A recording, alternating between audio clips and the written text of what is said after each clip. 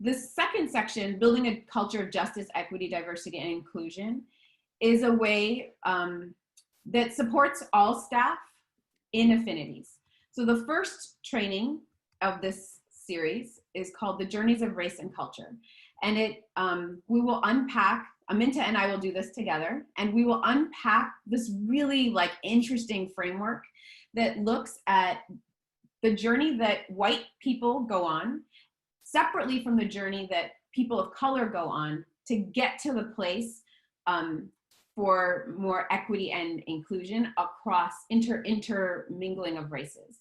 And what it helps us to see is how is the journey that each racial group, that each of our racial groups engage in, how are they distinct and separate? And therefore, why does the work need to be supported in its own ways?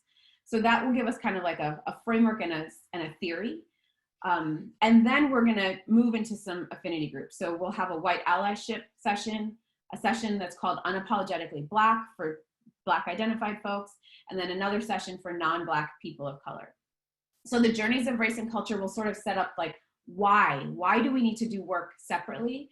And then in separate groups, we will actually do more power building, healing, and storytelling to build our capacity to engage in intra-racial conversations.